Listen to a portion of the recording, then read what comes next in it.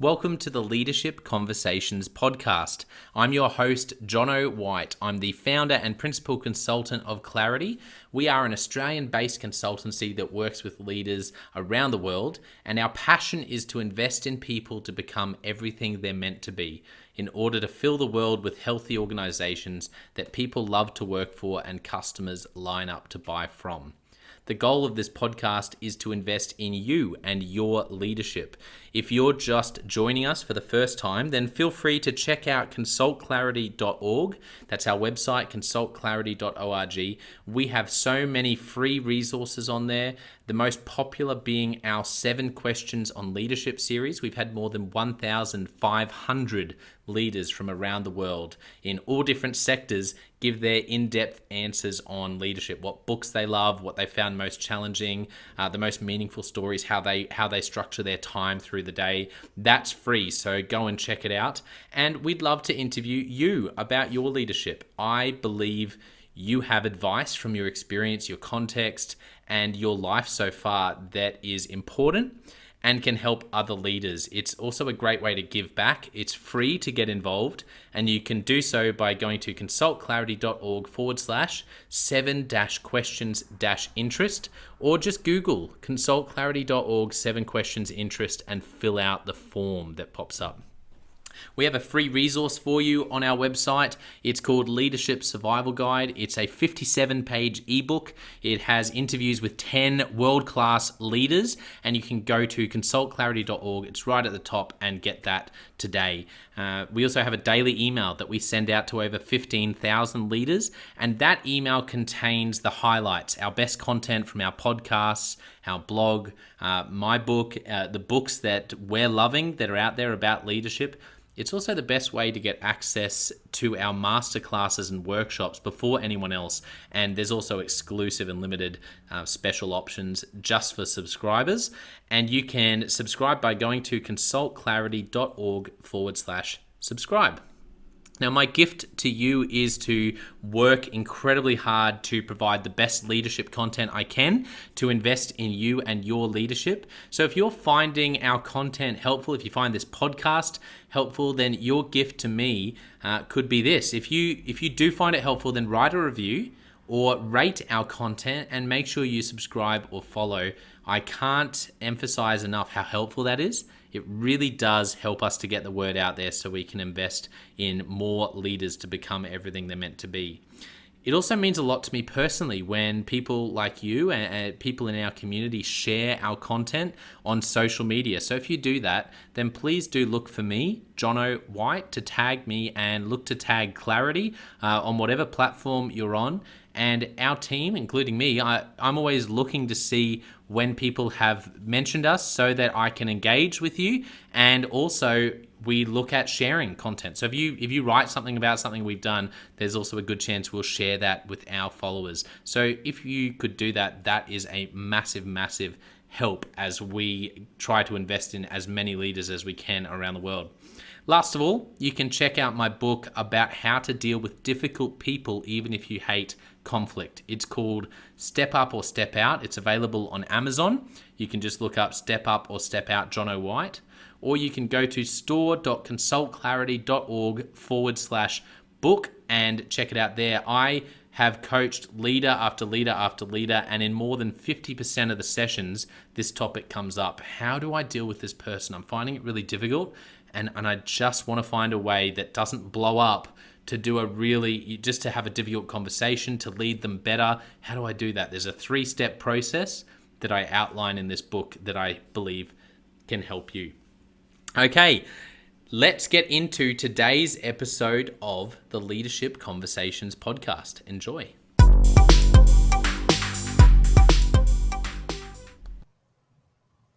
Welcome to another episode of the Leadership Conversations podcast. Today's guest, I've been really excited for this interview. I have Debarati Sen coming on the podcast, and Deba is the president of 3M's Global Construction and Home Improvement Markets Division. Welcome to the podcast, Deba. Thank you, Jono. So glad to join you and talk about my favorite topic, which is leadership. Yeah, I'm really excited to hear your stories and your thoughts. as always, I can already tell I'm going to have to be really, really strategic with my questions because I just knowing, a little bit of your story, I already have questions I want to ask. But first of all, before we jump into that, tell us about your role at 3M and what it looks like, I guess, in a day in your life and a bit of an overview of the portfolio you look after. Absolutely happy to do so. As you correctly pointed out, I lead our global construction and home improvement markets division. So, just bringing it to real life, we serve our consumers across the world with a ton of well known brands: Command decorating solutions, Command hooks, Filtrete filters, room air purifiers, Scotch Blue painters, tape, etc.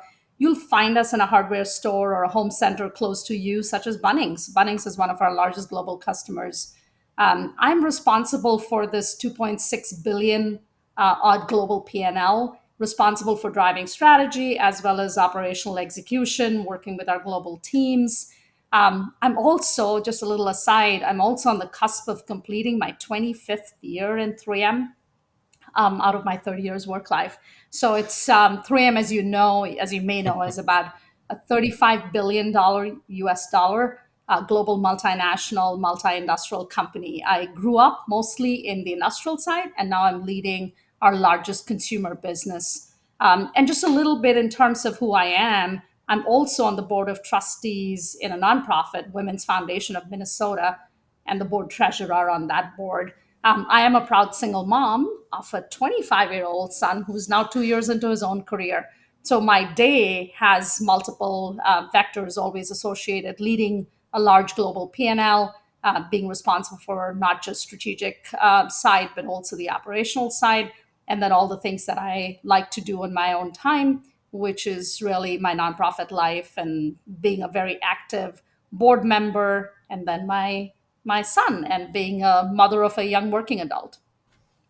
That's wonderful. Thank you so much for unpacking that, and not just what you do in your work, but a little bit of a snapshot of your life. And wonderful to hear about your nonprofit work and also about your son. And I love that you mentioned that at the start. I've really, one thing I've learned from this podcast is I had never heard the phrase work-life integration before I started this podcast, and it's become my favorite take on this whole work-life balance piece, this work-life integration. How do you actually do something you love and integrate all of life together? And I can hear that in your introduction. So that's wonderful. Let me ask and jump straight into your story, Debra. And I want to start at the beginning. I want to ask you about your childhood when you were growing up. As you reflect on that season of your life, what were some of the moments or even themes from your childhood that really shaped you into the person and leader you are today? You probably don't have enough time today to talk all about that. I have a very rich history as I think about it, and I think most people do. We have stories, and thank you for asking that. As I go back, what really shaped me is the fact that I'm the second daughter of a very middle class family. I was born in India at a time when having a second daughter was not seen as broadly desired. My parents, on the other hand, were very excited to have their two daughters. And the way they brought us up to believe that we could aim as high as we wanted, along with that came work as hard as we wanted. And they insisted on us owning our own paths. Very few parents of that generation, no matter which country, and especially in India, were staying away from guiding us into exactly what we should do, but rather to be the pathfinders of our own journey. So I very much bring that mindset in how I lead people, how I lead businesses, believe in aiming high, but along with that, owning and driving clarity on results and working relentlessly to reach my own goals. It kind of comes in that package of where I was born, how my parents raised me with that belief system of aiming high and then working hard to reach those goals. Yeah, thank you for sharing a little bit about your upbringing. It's interesting. One of my favorite leadership authors is Patrick Lencioni, and he talks about in his book, The Ideal Team Player, the three traits of a great team player. And one of the points he makes is this idea of He calls it hunger or being driven, how hungry we are. And he says that that work ethic is, in his opinion, of the three traits, which is humility and emotional intelligence, effectively, are the other two. He says that the hardest one to cultivate or for someone to grow in his opinion, is actually work ethic. In other words, it's easier to grow in humility than it is to grow in work ethic because it's so instilled from a young age. So I'm interested to know for you, not just work ethic, but across the board, what parts of your leadership today, or your leadership over the 25 years at 3M, or 30 years in your career so far, do you see the fingerprint of your upbringing and you think, yeah, I probably have found that easier because of how I grew up, or I probably found that more challenging because I grew up with this paradigm? What do you think? I'm getting goosebumps as you're talking. My leadership formula, I refer to it as my three H's, H's, hunger, humility, and heart. And I talk about it all the time. I'll send you some of my YouTube video links. This is really how my upbringing has made me who I am. So when we talk about hunger, I use exactly the same words. This is just my own formula. Three H's. Hunger is about changing outcomes and wanting to do something better, wanting to bring to life different and better outcomes than what you were handed. Humility, I kind of explain it. I bring about an additional twist or an additional dimension to that. And humility is about having a student mindset. Humility is about coming into a room and leaning on others to become better as a team versus our own brains. And that is something so critical in this fast moving world. None of us will have all the answers, but together we will. Humility is to learn from everyone. And heart to me is to make sure at all times the higher purpose is driving us. We serve as enterprises, we serve our communities. As leaders, we serve our people. So always remembering that we are serving a greater cause than ourselves. So my three H's, I literally look back on how I was trained, how I was brought up, what the value system was that I grew up in. And those link back to why the three H's matter so much to me, why they connect with me, why I wake up in the morning and I feel, yes, this is why I was born. I'm doing the right things at all points in time. I'm driving the team and myself higher with respect to hunger and coming in with that humility, coming in with that student mindset, not trying to be the smartest person in the room. Then you're in the wrong room, right? Absolutely. I love that idea of not being the smartest person in the room. I think it's that idea is one of the most helpful ways, I think, for most leaders to challenge themselves, is to go to your team and look around, particularly the higher up, and the because it's that tension. When the more power, the more authority, the more responsibility you have, the more influence you're able to have over who's in the room with you and what feedback you're getting. And I think it actually gets harder and harder. You need to be more and more intentional to bring really smart people into the room around you, who aren't just smart but have the courage to tell you what they really think. I can imagine that probably gets, if you wanted to ignore that, it would get easier the higher you get, from what I've seen. Absolutely. And you have to do the reverse of that. And I remember when I was the managing director for 3M's India region operations, leading the public entity, being a public CEO, my first plant visit, I remember meeting our technical associates, as we called our plant team members. And my first sentence was, please don't think I am the smartest person in here. And nobody says that in India, least of all in a plant situation. And I said, I'm not that intelligent. They looked at me as though I had gone absolutely crazy. And I said, none of us are as intelligent as we are together. I lean on you, I rely on you when I'm not in the room, when I'm not in the plant, that you are taking the decision I would take in your place, that you're telling me what I need to do as a leader of this enterprise. And it just got me a ton of followership. It got a ton of shared passion on what was most important for our business at that point in time, and it just got a shared understanding of why we were doing what we were doing. So, I mean, even today, it's really fun for me when I get some email from one of our technical associates. letting me know what they have done recently or what they have achieved or accomplished. I've been back in the US for 4 years, but it's those sorts of leadership connections that you can make, because everyone across the organization is a leader, not just those who have a manager, director, or a president title behind their names. Everybody is a leader. They are responsible for leading the area, the function, the product line, the site that they are responsible for. 100%. I love that perspective. Before we move on from this, I want to ask you about the three H's and or the three H's, depending on how you say it. The I can't remember which one's right. So if anyone's listening who's really loves your grammar, send me an email.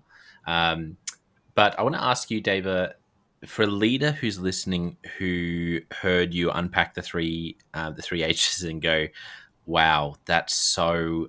I really I need to go and watch those YouTube clips and understand more. Do you have any advice on where to start, or when you've been coaching leaders, particularly younger leaders who are wanting to one day lead in a role like yours? What advice would you give to someone who wants to really lean in or invest in their leadership around the three H's, about where they might start or where most often is a helpful place to start for them? Yeah, I think what you're starting with always, more often than not, for anybody who has leadership desires, typically you're starting with hunger. And I know you mentioned that the what's hardest to learn is work ethic. I was always watching for that in my son. Did he have work ethic? Did he not have work ethic? I, I think a little bit differently. I think hunger is typically associated with those who have leadership aspirations. What I have typically seen people struggle the most, younger leaders and mid-career leaders struggle the most, is humility. And I always remind myself that humility is all about understanding that you need to, just as you said, Jano, surround yourself with people, A, who challenge your learnings, who add to your learnings, and who are not afraid to challenge you as you may be going in the wrong direction or you may be making mistakes. I think humility for me is that student mindset that we bring every day. And I encourage everybody to visit your own humility index. Are you coming into a room trying to prove you're the smartest person, or you're coming to into the room to learn the most from the interactions from everyone around you? That is a huge difference between being successful longer term and being an also ran. So just remind Mm, everybody on that. The heart piece, if I may just comment on that, that's where you would go next, because it's yeah. it's okay in the beginning of your career to say, I want to become a manager. That's my number one goal right now. But as you grow in your career, what I encourage people to do is deeply understand why you're working, deeply understand what your own motivations are. I am a spiritual person. So when I get up in the morning, I try to remind myself that I have to do the right things for the company. I have to do the right things for my people, and then the right things for me. That order does not change for me. It doesn't have to be everybody's formula. You'll have your own purpose of why you're working. For somebody, it might be to make the earth a more sustainable place for the coming generations. Remind yourself the bigger why, and that's really anchoring you on why you're getting up in the morning, why you're showing up in your workplace, why you're showing up on the computer screen, why you exist. And that has to be something that's yours and personal and meaningful and something that you cannot live without. So I would start kind of number two and three versus number one. I feel number one is more given than not. Mm. Yeah, thank you for unpacking that. That's really helpful, and I think a lot of people are going to be going and looking up to learn more about the three H's that you mentioned. That was wonderful to get that. I want to ask you about over your career. We talked a little bit about your upbringing. Do you remember one of the first leadership opportunities you had, particularly as a young leader, where you really felt out of your depth? You felt challenged. You had to stretch. And can you tell us a little bit about what happened and what that was like? Yeah, and maybe I'll share a little bit before my career even. I was a school captain of my school, so high school, so it's like a president of a student council. That's what they call in the US, school captain in India. My first experience where I realized how I feel, how I show up, how I conduct myself has an impact much broader than me. And that's kind of where it got reinforced in practice for me, that you have to set the bar high and the highest for yourself versus the bar you're setting for others around you. And then when I became a first time manager, I was mid 20s, and I had to let go of my entire team within 3 or 4 months because there were serious fit issues, capability issues, and it was very, very hard as a new manager to let go of your entire team. And I lost a lot of sleep over several days. And I remember going to my manager and saying, I have to do this. Here are the reasons, pros, cons, everything analyzed. There is no way out but to bring in new talent for where the business is going, where the division is going. But I am so sick. I'm sick to the stomach. I feel like throwing up and I'm not feeling good. And I remember my manager at that time had said, welcome to supervision, welcome to being a manager. And if you were not feeling sick with this decision, which is a really hard decision, then I would have thought you're not deserving of being a leader. So, truly caring for your people, you have to feel sick when you do things that impact their lives in not a very nice way. That's a test of leadership. That's a test of supervision. That's a test of being deserving of being a manager or a supervisor. So those two stick with me for forever, and from very, very early days of my leadership experience. Yeah, that's incredibly hard. I think that's about not much is harder than that in terms of decisions you have Yeah. to make as a leader. I'm guessing that's probably not the only time you've ever had to make the really difficult decision to let people go for any reason. And I know this is one of the things listeners struggle with the most. Do you have any advice on how to do that? Because, like you said, it should be keeping you up at night. It's normal if you have to make a really hard decision like that, and you're a healthy leader, a healthy person, that it's going to be really hard and very and probably, and of course, harder for the person who's receiving it. What have you learned about how to do that process well? Yeah, and I would strongly encourage people to be patient with yourself if you're feeling sick to the stomach. If you were not, I would be more worried. And I should, yeah, if you're not feeling bad, is a bigger worry for your longer term sustainability as a leader. So feel bad, allow yourself to feel bad. But then, Jano, to your question, how do you deal with it? I go back to what I learned during 2008 and 9. Again, I'm probably going through 4 or 5 rounds after that, as that is very much an expectation from a leader from time to time, right sizing, responding with agility to the environment, a constantly changing environment.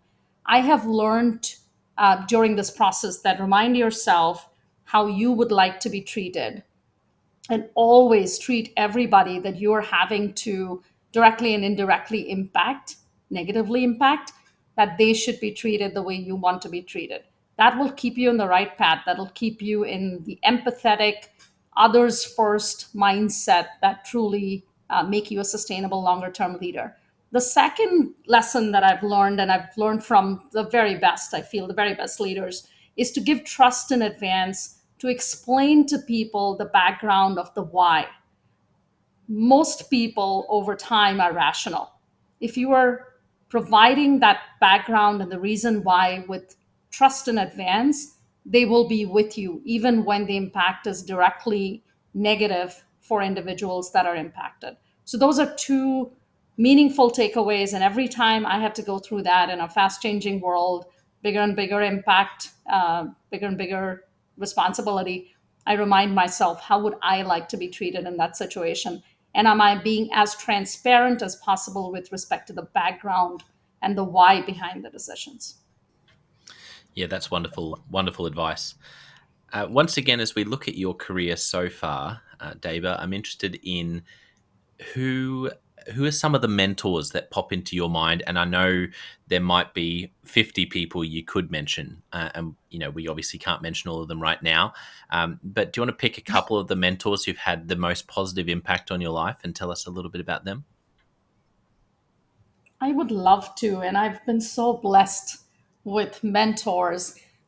One piece, though, before I share some of the stories, is I am a big believer that learnings come from all directions if you're open to it and you're observant. And I strongly encourage, maybe not younger leaders, but if there are any leaders who are listening in who are closer to my point in time and journey, is to actively look for reverse mentors, actively look for two generations different in earlier in their journeys people. That's been very meaningful for me in the last 10 odd years. I always have more than one reverse mentor. I'm talking to them actively. What do they think I need to do? And I get amazing ideas, and I can lean on this little coterie of people who feel that they're invested in the outcomes, not just for my career, but for the businesses typically that I lead.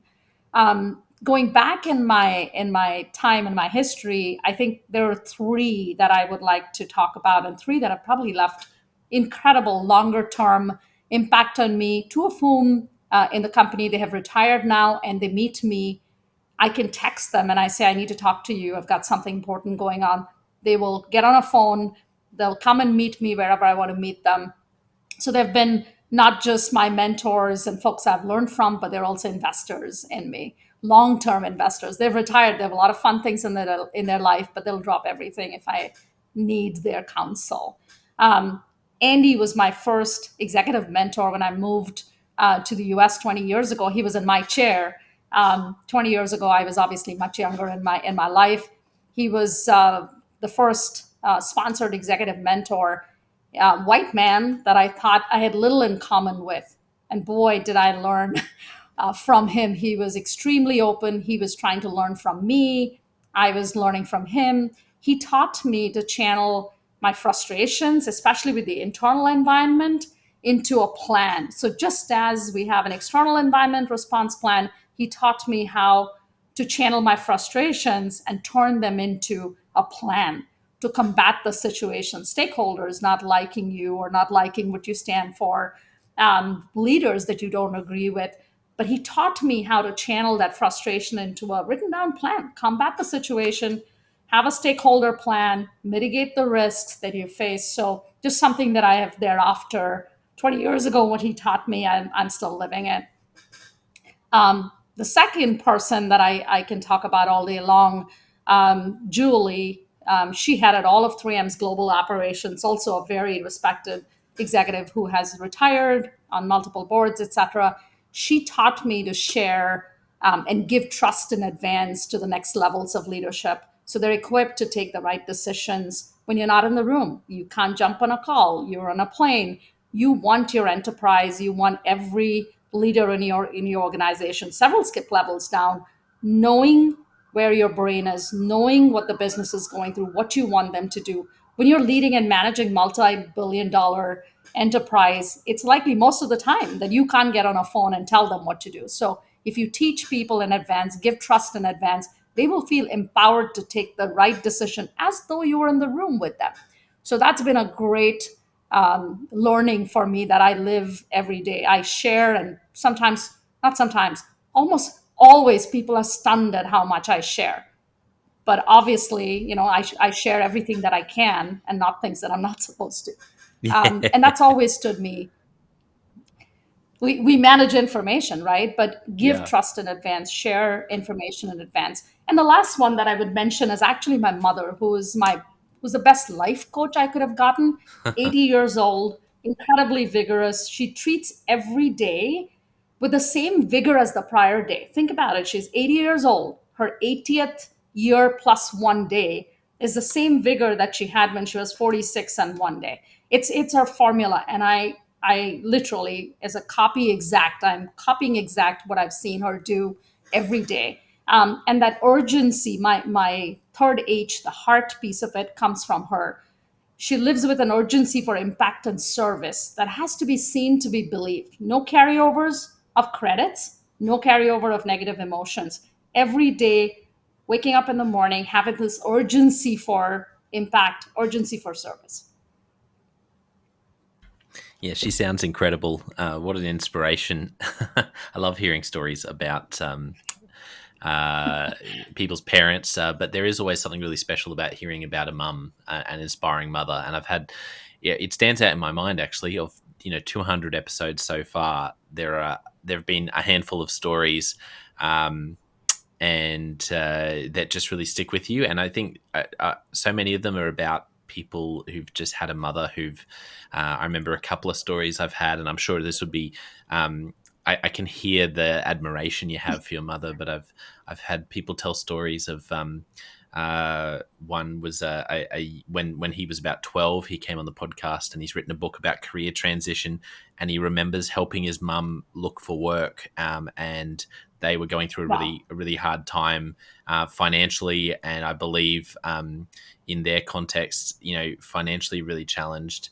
And he was 12, and he's ended up now making that his career in terms of, but he links it back to that moment of helping his mum, who had lost her job and was a single mum and in financial difficulty, find a job, and just the remarkable work that she did from that position to then help him become who he is. And now he helps lots of people with that.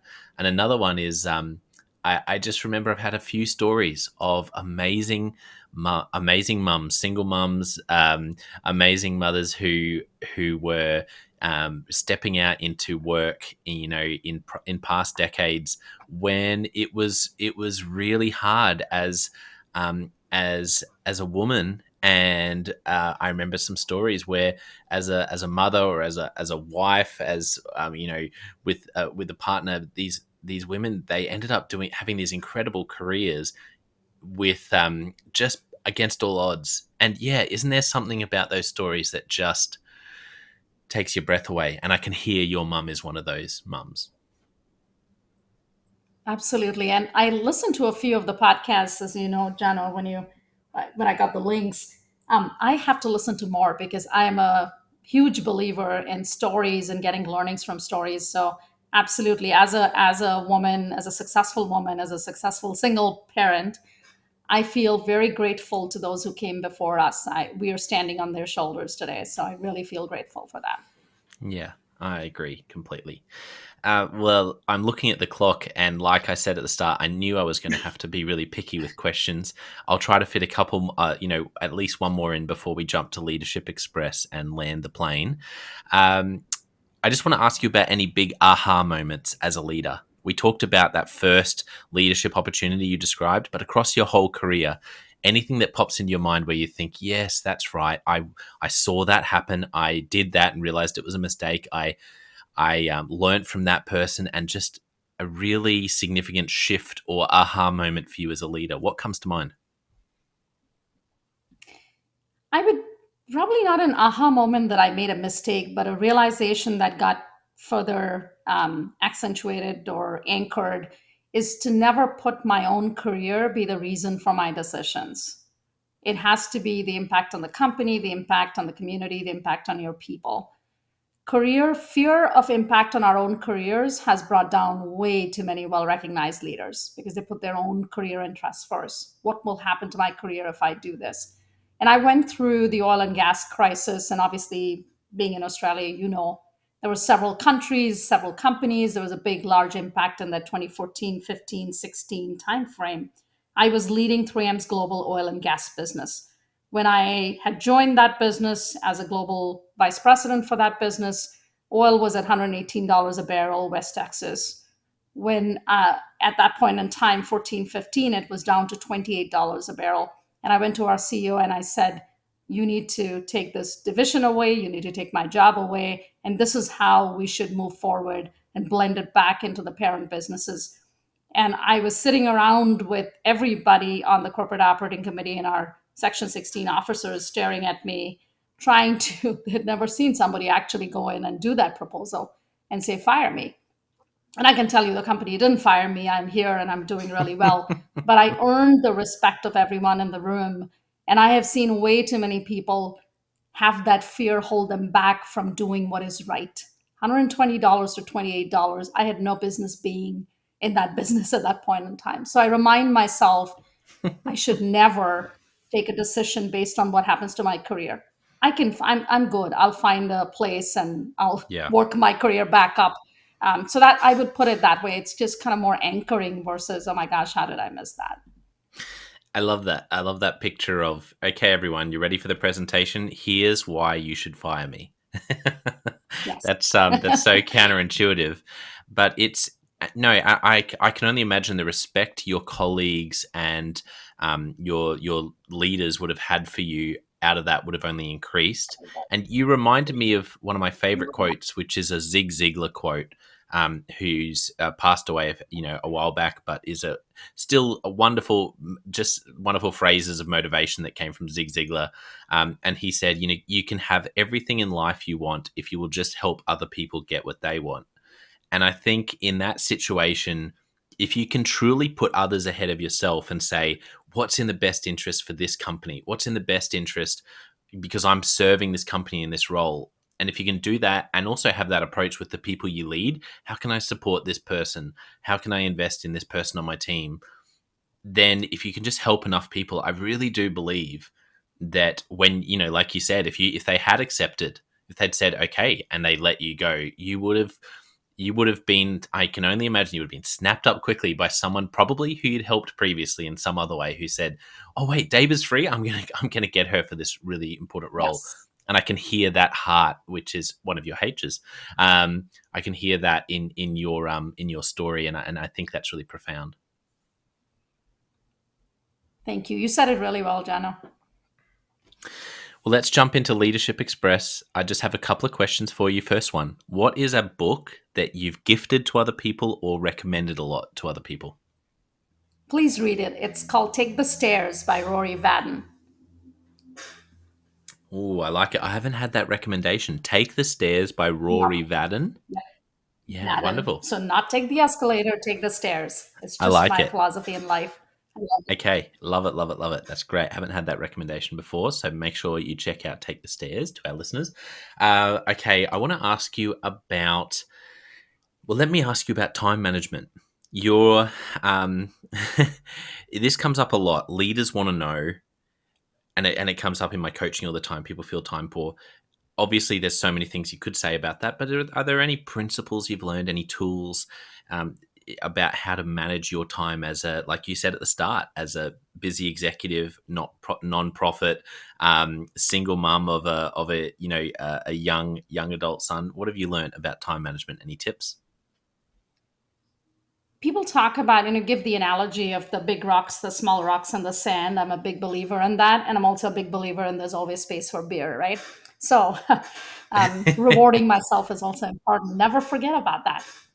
So I have a seven dimension model which I update every year on what I've achieved during the year, what remains to be achieved in the upcoming year. I look at it every week. So what is important to me is very clear. I can tell you what my seven are. I can send it to you separately, but you need to know what is really the secret sauce of your happiness, and that's yours. That's your personal secret sauce.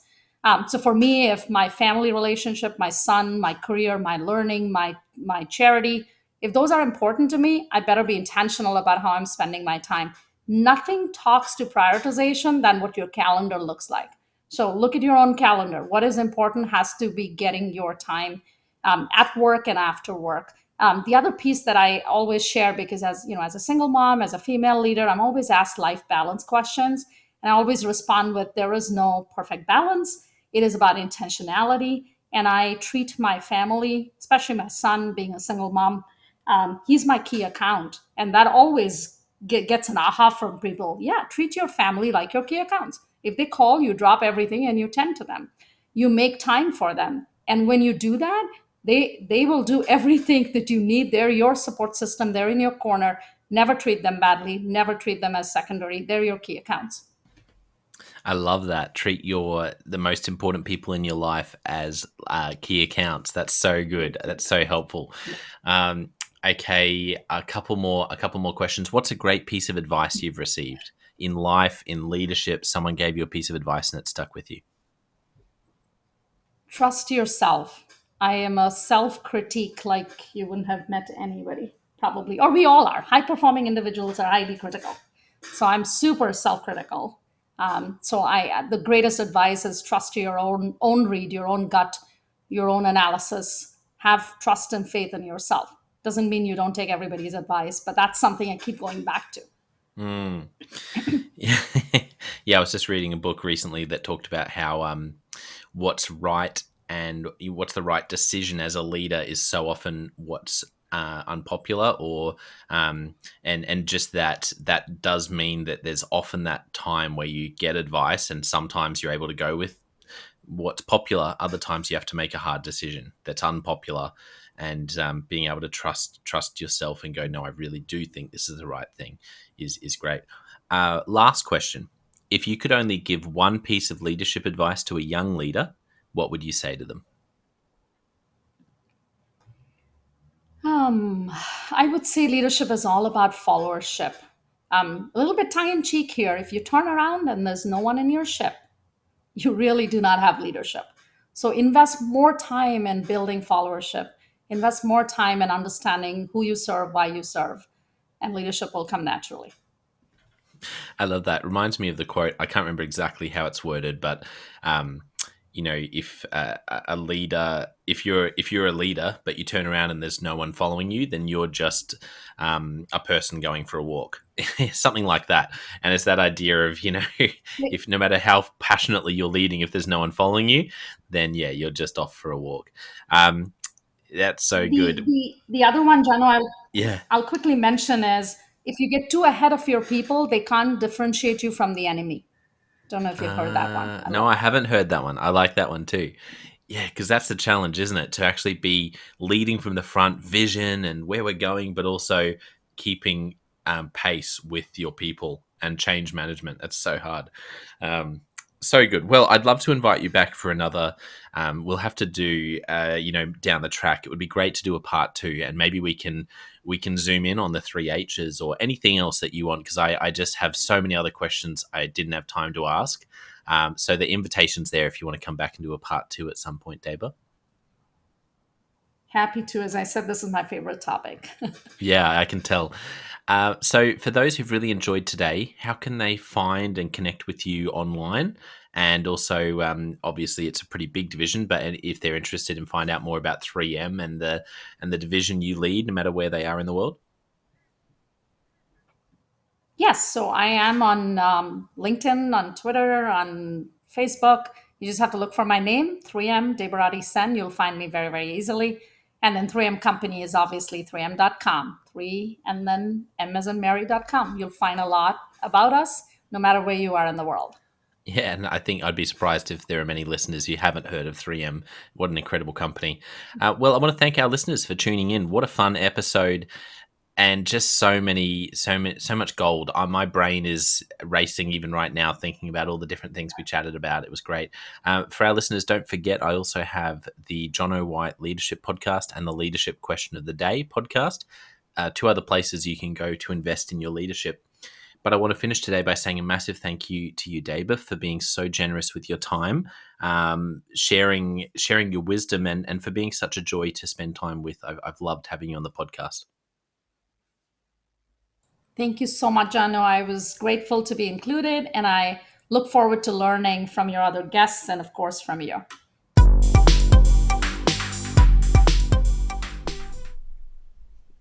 Well, I hope you enjoyed that episode of the Leadership Conversations podcast as much as I did. If you're joining us for the first time, don't forget to check out consultclarity.org. That's our website, consultclarity.org. We have so many free resources on there, including our 7 Questions on Leadership series. We've had more than 1,500 leaders from all over the world in all different roles, in different industries, answer these 7 questions on leadership, and leaders give these in-depth answers around how they spend their time, a book that's been significant for them. It's just a gold mine. It's completely free to access, so go to consultclarity.org and look for that. We'd also love to interview you about your leadership. I believe your experience, your life, your context means that you have advice on leadership that other leaders can learn from. Yes, you, if you're going, not me, well, no, I really believe you would have something to add. So if you're looking for a way to give back, it's completely free to get involved. And we would love to interview you through the 7 Questions on Leadership. You just go to consultclarity.org/7-questions-interest, or Google consultclarity.org 7 questions interest and fill out the form and get involved. We have a free resource on our website called the Leadership Survival Guide. It's a 57-page ebook, 10 world-class leaders giving their thoughts on leadership, and that's completely free. It's available on our homepage, consultclarity.org, right at the top, so make sure you go and get that and download it today. And we have a free daily email that you can subscribe to. We send this out to over 15,000 leaders from around the world. And it contains the highlights of content from our podcasts, our blogs, our books we're reading. It's got the best content, and it gives you exclusive, limited, early access to our masterclasses, workshops, new products, special offers. It's all for our subscribers. You can go to consultclarity.org/subscribe and join 15,000 other leaders. And my gift to you is to work really hard, particularly through the Leadership Conversations podcast. I have been blown away by the quality of the leaders, and I'm learning as much as anyone in doing these interviews. So I'm having a great time. And my gift to you is to keep lining up the best leaders I can to invest in your leadership. Your gift to me, if you're finding this helpful, there is something that you could do that would help us out massively. And that is to write a review and to leave a rating for our podcast or wherever you're watching or listening to this. I can't tell you how much that helps us out. Also, subscribe or follow. It really does make a difference in helping us to help more leaders become everything they're meant to be. Another thing that means a lot to me personally is when I see our community share our content. So if you do share this or any other piece of content on social media, then thank you, and please do that. And look for me, John O. White, or Clarity, and tag us in your post. Our team is always looking for posts to engage with from our community, and there's also a chance that we'll share your content to go beyond and share it with our followers. Last of all, you can check out my book. It's called Step Up or Step Out: How to Deal with Difficult People Even If You Hate Conflict. I wrote this book because 50% of the coaching sessions I have with leaders, this topic comes up again and again and again. And it's this idea of, how do I have this difficult conversation? How do I lead this person better when I'm finding them difficult? Or in some cases, you look and you say, I think I might be leading a difficult person. They're just quite difficult to lead, or I'm finding them quite difficult to lead. So there's a 3-step process that I unpack in Step Up or Step Out. And the amazing thing, and I've literally done this myself, and I've heard it anecdotally from other leaders as I've coached them, is that if you follow this process, you will see that person step up and change their behavior or make a decision, which is to step out some of the time.